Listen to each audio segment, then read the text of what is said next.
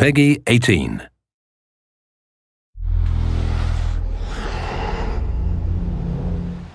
Hi, my name is Ashraf Ismail, Game Director of Assassin's Creed 4 Black Flag, and I'm very proud to be showing off the Caribbean open world. Here, we're going to start with Edward. After completing a few missions, he's met up with the assassins, but he's not yet bought into the creed, so he still has this selfish need for fame and fortune. Edward is one of the most unique characters we've created for the Assassin's Creed universe. He is a man who is still trying to figure out who he is in life and what he wants to get out of it. At this point in the story, he still wants that fame, so one way to get it is to complete these assassination contracts. This is a way to make money and to gain a bit of notoriety. So here we go. We have 2 targets to take out, 2 Templar brothers. So we're going to accept the contract, and the world map is going to show us where this contract takes place. So we see here that the contract is actually very close to us. It starts in the village we're in, but as we zoom out, we want to show you the world that we have. Many locations, over 50 locations, centered by Cuba, the Bahamas, and Florida up north. This is a massive world. There's a lot to find and do in this Caribbean Sea. But now we'll get back to the Fisherman Village and go after our targets. The Fisherman Village, it's one type of location in this world. It's really here as a convenience to the player. This is where you can start missions, where you can shop to upgrade Edward and the Jackdaw itself. It's really about the mood and the ambiance of the Caribbean Sea. In the distance, we have a tavern that we're approaching. Taverns are places where you can hire crew, play mini games, drink if you wish. But for now, we're going to focus on the targets and take them out.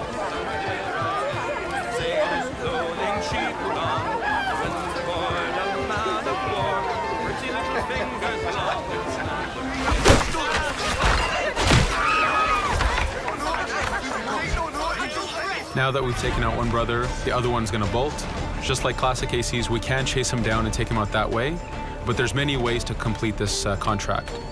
We can use the new free aim system to shoot him this way, to eliminate him that way. We can jump onto the ship and take him out with his crew, but instead we're going to let him escape into the sea and follow him with the Jackdaw. This is your ship. This is the second main character of the game. You're going to have to customize and upgrade the ship as you go on this journey with Edward.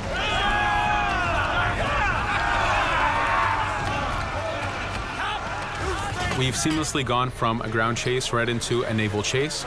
We could destroy the ship and complete the contract that way, but instead, using the spyglass, we can see that he's carrying a lot of rum. Rum is important in the economy system. It's one way of making a lot of money if you sell it properly. So instead of destroying the ship, we're going to plunder that ship. Fire! Here you can see the upgrades that we've made into the naval combat. Using the front cannons, you can shoot chain shots to slow down the ship. Using the new round shot mechanic of trajectory aiming, you can aim for the hull and do a lot of damage this way. This specific enemy is what we call a frigate. Frigates are the type of ships that you need to destroy as fast as you can, because the longer the fight lasts, the more damage they're capable of doing. We have other enemy types like the Charger or the Man of War. The Man of War is a massive ship capable of carrying over 100 cannons. These are ships that you really need to upgrade to be able to face. But now that this frigate has been demasted, we can start the boarding. Boarding, it's very important. You are a pirate. This is how you gain cargo. This is how you take on ships. So here we can start the boarding from any orientation or angle we wish.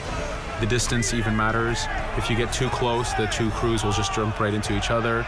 If you start a bit further, you can jump in the water and go in for a sneak stealth attack. We have 2 objectives to accomplish for this boarding. We can take out the captain, and we need to take out some of his crew. So using the swivel gun, we will efficiently take out a lot of the crew. And now we'll go for the captain using Edward's navigation abilities. Here, again, using the new free aim system, we have a dangerous enemy on the other side taking out our crew. We can easily take him out with a headshot.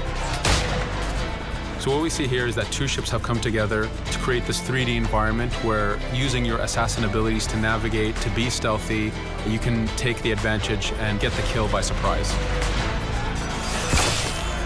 Now that we've taken out the captain, we still need to take out a few of the crew members to complete this boarding. Now that we've plundered the ship, we're going to gain that rum that we saw earlier, but we're also going to gain ammo and crew members and some gold. With every boarding, there's 3 options that you can do with that ship. You can gain crew members, you can send the ship to your fleet if you wish, or you can salvage a ship to repair the Jackdaw if you took too much damage in the fight. In this case, since we did well, we're going to send the ship to our fleet. Now that we're back in the Caribbean Sea, we needed to make sure that every minute something is being advertised to the player, something new for the player to do. In this case, we have this uncharted location. These are what we call playas. We have over 75 of these in the Caribbean world. Every playa has something very important for the player to find, something that will help in upgrading Edward or the Jackdaw. So it's in your advantage to explore these locations.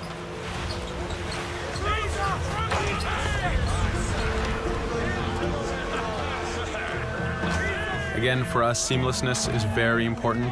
We needed to be able to explore this Caribbean world without having too much interruption in the action. So being able to just let go of the wheel anywhere we want, jump into the water, and swim over to that location. This is very important for the mood and the immersiveness of this Caribbean open world. Here, as we get on the playa, in the distance we can see that there's a faction battle, but closer to us we can see that there's this poor drunken sailor who's passed away. But being a pirate, of course, we're going to loot his body and see what he has for us.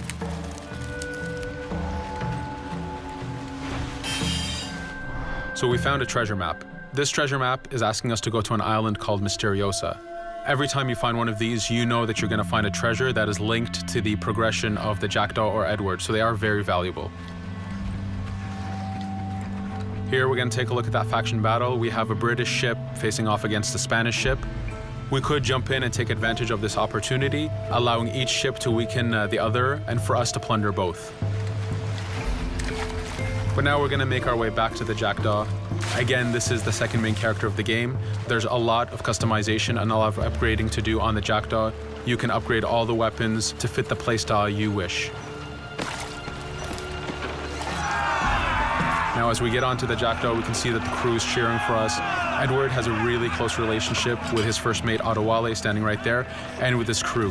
And this is something that you'll see later in the demo, that we can lose and gain crew members. Again, using the spyglass, we can really see the contents of a ship, but you can also assess the danger and threat level of these ships. But for now, we're going to continue to Misteriosa to find that treasure. Here we've crossed into a harpooning zone. The harpooning system is connected to the hunting system, which is used for upgrading Edward himself. So you can upgrade the number of weapons he carries, the ammo that you can carry, and even his health. But for now, we've moved past that zone and we've got into a storm. Storms are very dangerous. If you're not careful, if you don't know how to navigate a storm, you will take damage to your ship and you will lose crew members. In the distance, we can see a water spout. This is a tornado in the ocean. These are very dangerous. They can suck you in, and when they do, they tear the ship apart and take out your crew. Here we can see its effect on a ship. This poor ship got sucked in and got destroyed. Storms are very dangerous, but we wanted the player to take advantage of this. When you've mastered a storm, when you know how these systems work, you can pull enemies into a storm and let the storm do damage for you. So there is a strategic element to using a storm in the world.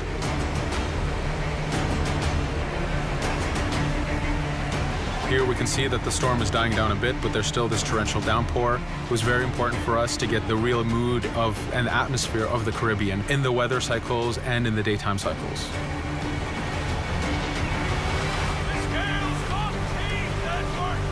But here, since we've survived the storm, did pretty well, let's order our crew to sing. Sea shanties are a part of this game. It's a collectible that you can find in the world. So the more you find, the bigger playlist you have for your crew. But for now, we've made it to Misteriosa. So again, we're going to seamlessly get off our ship and explore this location. Misteriosa is a Mayan ruin. Mayan ruins are heavy with stealth and navigation capacities. There's a lot of treasures and hidden discoveries to be found in these locations.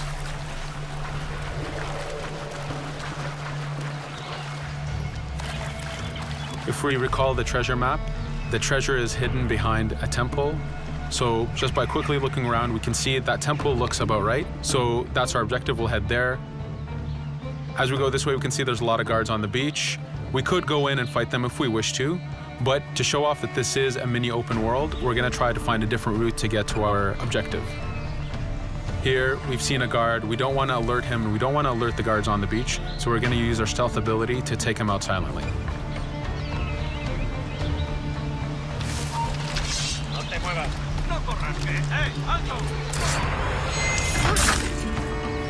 With AC3, we were able to push the navigation in the frontier, which means using natural environments like trees and rocks and so on. Mayan ruins are the perfect place where we mix man-made structures and these natural environments. So you really get to feel how far the navigation abilities of the assassin have come since the original game. In the distance there, we can see another part of the island being blocked off by a patrol of guards.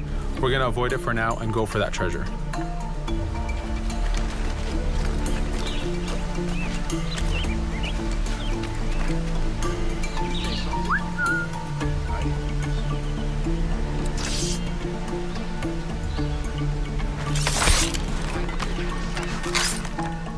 It's important for us to be able to give the players new tools, specifically for stealth. In this case, we have the blowpipe.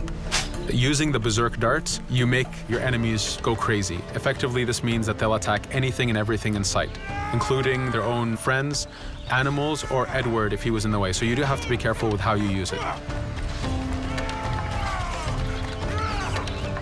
But now that we've caused a distraction, if we happen to fall down there, at least there's already a bit of damage done for us. But using our navigation skills, we're able to get past that area without any trouble. There in the distance, you can see the jackdaw placed exactly where you left it when you got onto this location. It's really important for us to show the beauty of this Caribbean world. The Caribbean has some amazing vistas, and we pushed ourselves to replicate this in the game.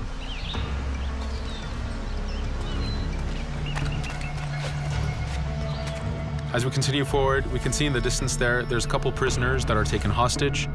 This is a scenario that you need to use stealth. If you're detected by those guards, they will kill the hostages. So in this case, it's to your advantage to use the environment to figure out how you can take out those guards without being detected. In this case, it's 2 guards, so it's not too hard. There are other scenarios where you have more guards and you have to figure out how you can take all of them out at the same time.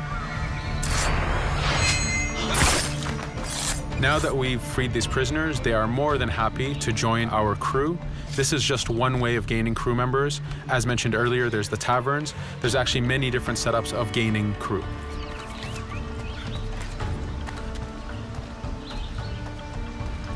Here, we're going to go back to the treasure map. We can see that the treasure is actually behind the temple near a fountain. So if we just look around, we can see that it's around here.